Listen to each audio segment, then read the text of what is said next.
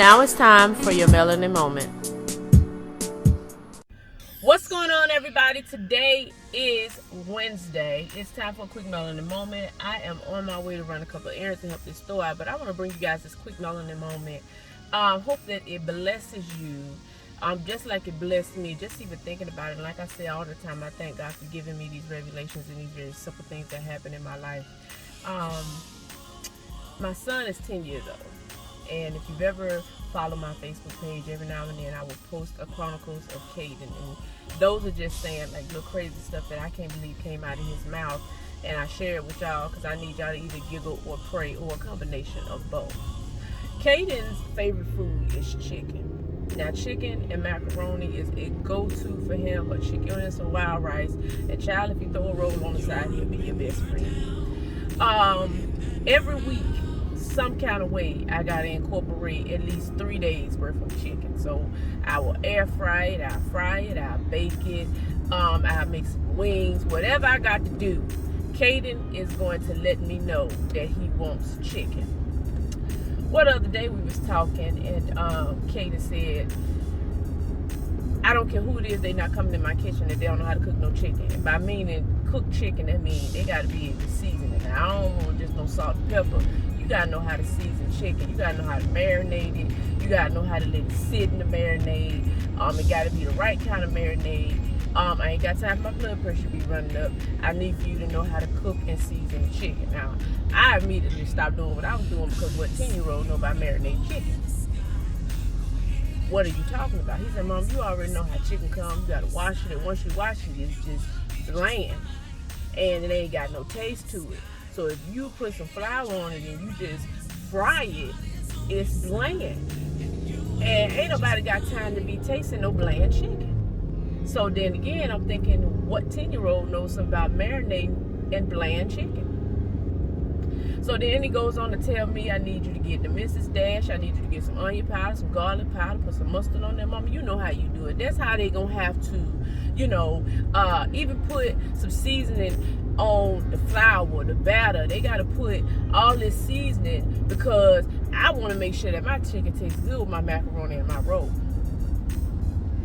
Me and my daughter looking at each other like, what is this boy talking about? He even told us, look, I know how to marinate chicken because my daddy showed me. I got chicken marinated in the Ziploc bag in the refrigerator right now, so I ain't have to worry about nobody cooking my chicken. I just want you to know you can't come in my kitchen if you don't know how to cook, marinate, fry, or bake no chicken.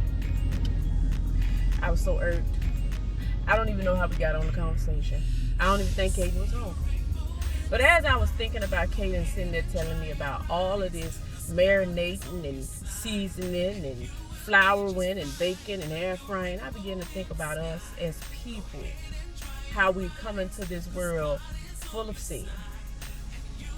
And then God washes us and we're white as snow. Now, just on the outside, just us, we good and bland. I don't care who you are.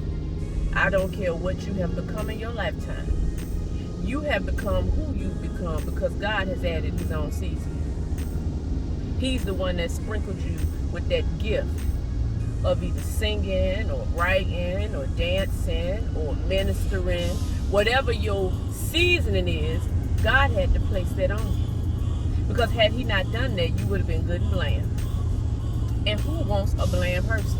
You don't want to talk to nobody that's dry. You don't want to talk to nobody that ain't got nothing to talk about. So God had to add his own little flavors, his own little seasoning. And then you are who you are because of him. Just like Caden said, you gotta sometimes have that thing marinated. And by our marinade, we gotta go through some stuff. We gotta be groomed. We got to be molded. We have to be shaped. God has to add his own flavor. So you got to go through some stuff. You got to endure some things. Sometimes you got to cry late at night. Sometimes you got to shake some stuff off. But all of that is going to make you who you are because God has added his own flavor and his own seasoning.